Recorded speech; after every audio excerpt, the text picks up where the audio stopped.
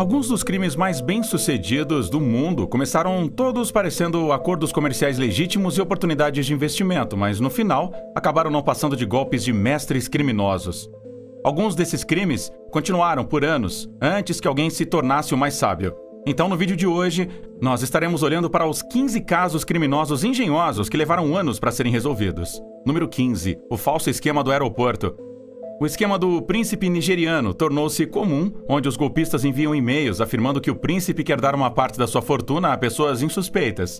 Mas tudo isso não é nada comparado com o golpe final de Emmanuel Nwedo e o aeroporto imaginário. Emmanuel foi capaz de fazer o que nenhum outro golpista nigeriano conseguiu, fazendo-se passar pelo governador do Banco Central da Nigéria. Com a ajuda de 5 leais cúmplices, ele foi capaz de convencer o diretor de um banco brasileiro, o Banco Noroeste, a investir no que mais tarde seria descoberto como sendo uma ideia imaginária. Ele foi capaz de convencer o diretor a investir em um novo aeroporto a ser construído na capital nigeriana de Abuja. Emmanuel pediu uma comissão de 10 milhões de dólares para negociar o investimento, e de alguma forma o diretor ficou mais do que feliz em cumprir o acordo, pois o negócio garantiria que ele seria dono de uma fatia significativa do aeroporto a ser construído.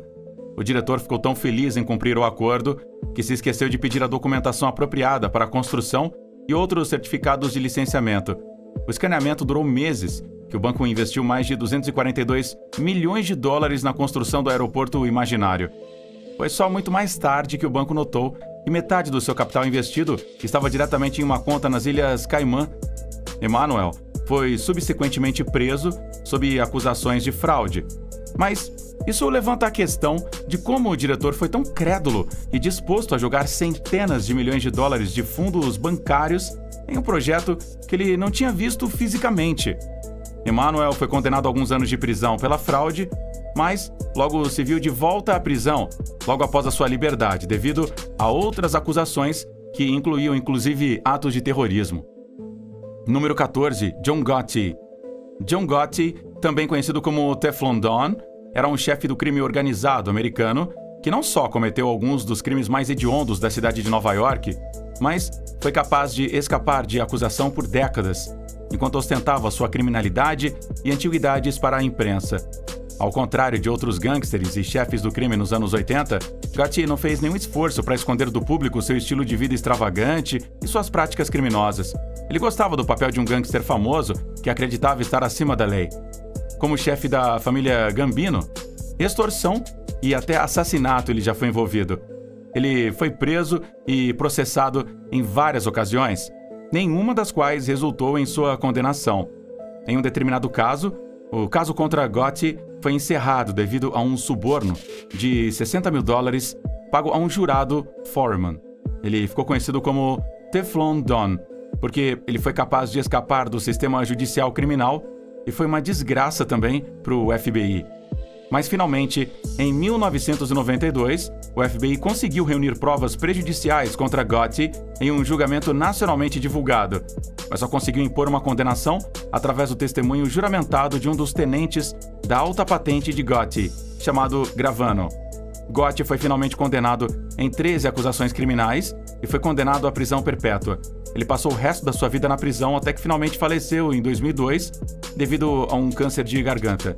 Número 13. Bernie Madoff. Bernie Madoff foi um dos agentes de ações e títulos mais confiáveis no final do século XX. Ele até serviu como ex-presidente da Nasdaq e foi o fundador da empresa de investimentos Wall Street Bernard L. Madoff LLC, mas afinal, ele foi o idealizador de uma das maiores fraudes de ações e títulos do século passado. Madoff estava executando um esquema Ponzi multibilionário que ele perpetrou, atraindo investidores e prometendo retornos estáveis e crescentes através de uma estratégia de investimento que ele chamou de Split Strike Conversion. Madoff recebeu bilhões de dólares de capital de investimento e, ao invés de investir em ações e títulos, ele os depositou nos bancos e usou os fundos de novos investidores para pagar os retornos prometidos dos investidores anteriores.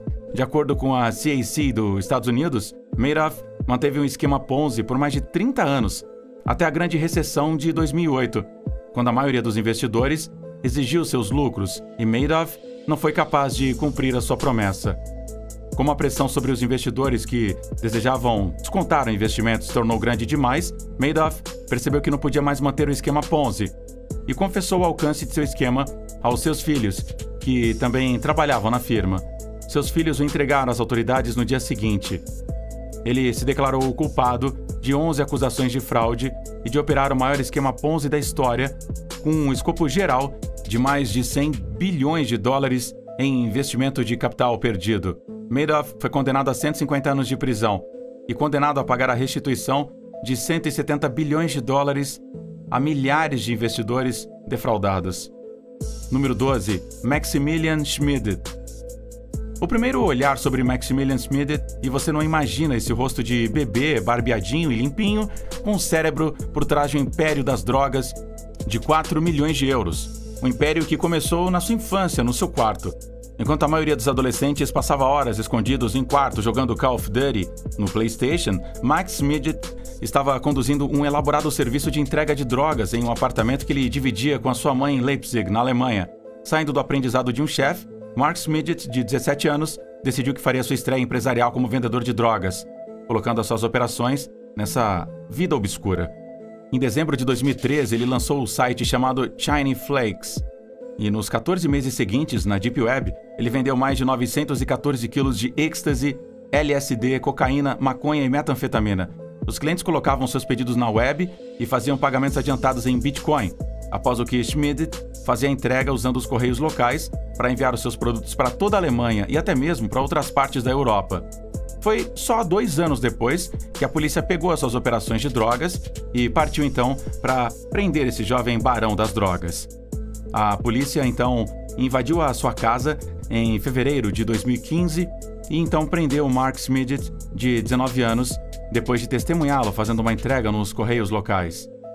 Em seu quarto, a polícia descobriu dezenas de telefones celulares com mais de 20 cartões SIM e prateleiras bem empilhadas com uma grande variedade de drogas.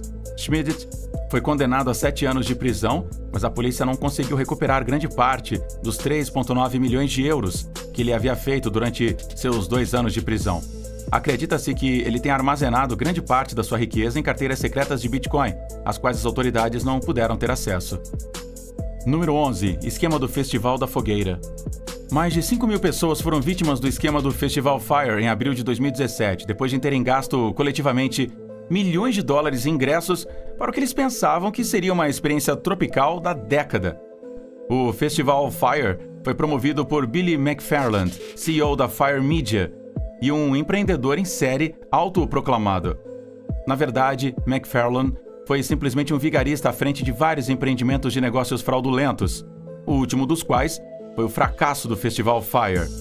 McFarland promoveu o festival prometendo uma fuga tropical em uma ilha privada nas Bahamas, com comida gourmet, acomodações luxuosas e uma chance única de festejar com celebridades de topo, como o rapper Ja Rule e também as modelos Bella Hadid e Kendall Jenner. Mas a realidade do festival entrou em jogo quando milhares de festivaleiros chegaram ao local apenas para serem recebidos com um número limitado de barracas que estava em contraste com as luxuosas vilas que lhes haviam sido prometidas. Algumas das barracas tinham colchões que estavam encharcados e tinham sido deixados de molho durante dias na chuva. Fotos e vídeos começaram a inundar as mídias sociais dessa terrível cena. Os convidados eram servidos com sanduíches de queijo frio em recipientes de marmitex que não eram nada parecidos com os frutos do mar locais e sushi estilo boêmio prometidos pelos promotores do festival. O auge do golpe foi que nenhum dos artistas que deveriam se apresentar apareceram no local, pois artistas como Tyga, Migos e Pusha T, e até mesmo a banda Blink-182, aparentemente desistiram do festival nos dias que antecederam o evento por falta de pagamento da entrada por parte dos organizadores. O desastre do Festival Fire resultou em múltiplos processos de ação coletiva contra os organizadores, que incluíram não apenas Billy McFarland, mas também o rapper Ja Rule. McFarland teve o pior final do Stick e foi condenado a 6 anos de prisão por fraude. Número 10. A fuga de Alcatraz. Alcatraz era uma prisão de segurança máxima, cercada pelas águas frias do Pacífico a alguns quilômetros da costa de São Francisco. E era basicamente uma prisão inescapável para os criminosos mais notórios da América. Na década de 1930, a prisão foi redesenhada com guardas de torre estrategicamente posicionados barras de ferro mais resistentes e regras rígidas que incluíam múltiplas verificações diárias para garantir que todos os prisioneiros fossem contabilizados. A fuga parecia quase impossível, mas 3 homens logo provariam que a teoria estava errada. Frank Morris, John Anglin e seu irmão Clarence Anglin estavam todos cumprindo pena por várias ofensas criminais que incluíam assalto a banco, roubo e tentativas repetidas de escapar de outras prisões. Colocados em celas contíguas, os 3 homens começaram a elaborar um plano mestre para escapar da inescapável prisão de Alcatraz. Morris foi o melhor por trás do plano de fuga e foi o líder no planejamento dos detalhes da fuga. Após meses de planejamento, em 12 de junho de 1962, os 3 homens fizeram sua fuga e só foram descobertos depois que a verificação de rotina matinal encontrou suas camas ocupadas com bonecos cuidadosamente construídos que enganavam os guardas noturnos. A prisão inteira entrou em um fechamento obrigatório e uma extensa busca começou. Mais tarde foi descoberto que os 3 homens escaparam de seus quartos através de poços de ventilação e conseguiram sair das paredes da prisão. Mas o mistério permanece de como eles conseguiram sair da ilha. Durante 17 anos, o FBI trabalhou no caso e ainda não conseguiu chegar a nenhuma conclusão tangível. Os 3 detentos conseguiram atravessar a baía até o continente ou sucumbiram às altas correntes frias do Pacífico e então se afogaram nas águas. O caso continua sem solução, mas muitos acreditam que os homens conseguiram atravessar, já que nenhum corpo foi descoberto na água até hoje. Número 9. Arnold Funke, o bombardeiro alemão. Arnold Funke apareceu como um homem tímido de meia-idade, mas afinal ele era um bombardeiro estratégico e um extorsionista realizado. Funke aterrorizou as cidades em Berlim nos anos 80 com uma série de bombardeios cuidadosamente direcionados, destinados a extorquir milhões de lojas franqueadas locais ao redor da capital alemã. A sua primeira ação foi extorquir €500 mil de uma loja de departamentos de luxo chamada Caldewey. Com o sucesso da sua primeira extorsão, Funke prosseguiu com sua estratégia, detonando uma bomba no local estrategicamente localizado na loja e exigindo €250 mil da polícia, que ele fez com que eles jogassem fora um trem em movimento. Alguns anos depois, em 1992, ele detonaria outra bomba em uma loja em Hamburgo, exigindo €1 milhão da empresa matriz. A polícia não conseguia identificar o bombardeiro e, novamente, acabou pagando a quantia exigida por Funke. Em algum momento, ele se tornou famoso entre os alemães e ganhou o apelido de Dagobert. Em uma ocasião, ele instruiu a polícia a colocar o saco de dinheiro em uma caixa de dinheiro em um popular cruzamento de Berlim. Mas depois de monitorar a caixa por horas na esperança de pegar Funke pegando o saco, ele acabou cavando um buraco embaixo da caixa e provavelmente já estava longe.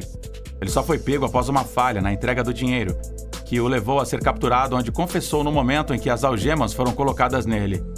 Após um curto julgamento em 1995, Arnold Funke foi condenado a 9 anos de prisão e foi libertado após 5 anos e meio de serviço com um bom comportamento nos anos 2000.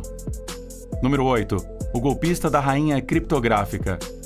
A rainha Ruja Ignatova, ou Crypto Queen, como ela era chamada, foi uma empresária criptográfica autoproclamada, que depois de afirmar que ela havia inventado uma moeda criptográfica para certamente superar o Bitcoin, a então Crypto Queen entrou em cena pela primeira vez em 2014 com afirmações sobre a OneCoin, a qual seu lançamento subiria a ultrapassar o Bitcoin em valor para se tornar a mais valiosa moeda criptográfica do mundo. Ela era conhecida por fazer discursos carismáticos em todo o mundo, seduzindo investidores com campos de vendas e exagerando as reivindicações sobre o empenho projetado da sua moeda. Isso foi durante o boom do Bitcoin em 2016, e ela usou isso em sua vantagem, afirmando que a OneCoin seria o assassino do Bitcoin em apenas 2 anos. E então, a cada apresentação, milhares de pessoas compraram e investiram as suas economias em OneCoin, com a promessa de que elas veriam retornos astronômicos quando a moeda fosse lançada.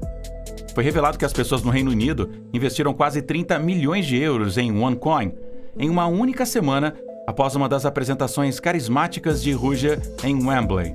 Os investimentos continuaram a chegar de todo o mundo, com magnatas dos negócios, políticos e pessoas comuns da China, do Brasil, do Canadá, até a Noruega e até mesmo da Palestina, todos investindo milhões. O investimento cumulativo em OneCoin excedeu mais de €4 bilhões. E ninguém imaginava nada, até um dia de outubro de 2017, quando Ruja desapareceria sem deixar rastro. Enquanto alguns temiam que ela pudesse ter sido assassinada por bancos ou comerciantes de cripto, que eram rivais que poderiam ter perdido com o lançamento da OneCoin, ela foi rapidamente determinado que Crypto Queen tinha conseguido fugir com todo o capital de investimento e não tinha sido vista desde então. Número 7. O Vale, um esquema em 3 rodas. Nos anos 70, a grande crise de gás deixou a maioria dos americanos à procura de carros menores e mais eficientes. Então veio um conceito de carro futurista chamado Dale. Era um ciclo de 3 rodas que prometia ser o carro mais eficiente em termos de gás à frente do seu tempo. A designer do carro, Geraldine Elizabeth Carmichael, foi a fundadora e CEO da 20th Century Motor Car Corporation. Elizabeth revelou o Dale ao público da maneira mais espetacular, mostrando então o seu design único e prometendo especificações surpreendentes, sendo a especificação mais proeminente de que o carro funcionaria com menos de 20% da eficiência de gasolina de qualquer outro carro aí no mercado. Sem nenhuma razão para duvidar de uma empresária aparentemente legítima, as pessoas acreditavam que o Dale seria o carro a ter em uma época de altos preços da gasolina e carros de aparência mundana. Com vários lançamentos de vendas e apresentações carismáticas, o Dale foi capaz de levantar mais de 30 milhões de dólares em investimentos de capital, com a crença de que ele revolucionaria a indústria automobilística. O que aconteceu foi que a coisa toda foi um esquema e, na verdade, um golpe. Não havia nenhum carro futurista Dale sendo desenvolvido. No auge das promessas luxuosas e da história questionável da empresa, Car and Driver conduziu então uma investigação sobre o aparente desenvolvimento do carro e descobriu-se o ardil de Elizabeth Carmichael e sua empresa, que inclusive era falsa. Não havia nenhum carro futurista em desenvolvimento. Ao invés disso, eles encontraram um carro sem pedal de acelerador, sem volante. No lugar de um motor a gasolina eficiente, estava o motor de um cortador de grama embaixo do capô. Após a descoberta, os investidores exigiram que seus investimentos fossem devolvidos. Mas afinal, Elizabeth Carmichael era uma vigarista e tinha já gasto todos os investimentos. Número 6. O roubo do Museu Cívico. No dia 15 de novembro de 2015, um grupo de criminosos invadiu o Museu Cívico de Castelvecchio, em Verona, na Itália, e conseguiu mais de 16 milhões de dólares em obras de arte de alto valor. Mas o aspecto chocante do roubo é como os ladrões conseguiram. Os ladrões atingiram o museu minutos antes do fechamento e, de alguma forma, conseguiram cronometrar a sua entrada pouco antes de os alarmes serem acionados. Isso indicava que eles não só estavam bem planejados para o roubo, mas tinham a ajuda de dentro, sabendo exatamente quando os alarmes seriam acionados e o quão suficiente e seguro era para entrar. Depois de forçar o caminho e entrar, eles conseguiram subjugar o único segurança em patrulha naquela noite, bem como uma funcionária ainda dentro do prédio no momento do ataque. Eles amarraram os 2 funcionários e continuaram a roubar, então, os 17 quadros. As imagens de segurança da época do assalto mostraram os assaltantes tirando os quadros da parede, alguns dos quais eles removeram das molduras e enrolaram, enquanto outros foram deixados intactos. Algumas das obras de arte que os assaltantes roubaram incluía o retrato de uma senhora de Sir Peter Paul Rubens, retrato masculino de Tintoretto e também uma das obras de Andrea Mantegna. O homem mascarado saiu do museu e fugiu usando o veículo de segurança. Uma investigação detalhada mais tarde revelou que o segurança era realmente um cúmplice e foi fundamental para detalhar as fraquezas do museu, dando aos ladrões o acesso para roubar então as pinturas. Todos os envolvidos no processo e condenação com segurança e outros homens receberam no mínimo 10 anos de prisão. Todos os quadros foram recuperados e, posteriormente, devolvidos ao Museu Cívico em maio de 2016. Número 5. Pegando o Frank Abagnale Jr. O nome Frank Abagnale Jr. tornou-se sinônimo de golpes e esquemas elaborados em todo o mundo, com filmes e livros e até mesmo escritos sobre ele. Quando adolescente, o Frank Abagnale era um garoto travesso, de tal forma que ele ia a encontros caros que possivelmente não podia pagar, e de alguma forma conseguia pagar milhares de dólares em contas de restaurantes usando cartões de gasolina. Com o passar dos anos, seus golpes e truques melhoraram, pois ele ocasionalmente passava cheques ruins, que às vezes valiam dezenas de milhares de dólares, mas no geral, variam milhões.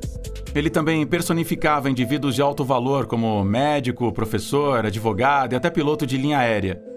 Todos numa tentativa de enganar as pessoas, marcar datas com várias mulheres e ganhar milhões de dólares em dinheiro. Uma caça a esse cara aconteceu nos anos 60, numa tentativa de pegar então o ilustre Frank Abagnale, que na época tinha menos de 20 anos.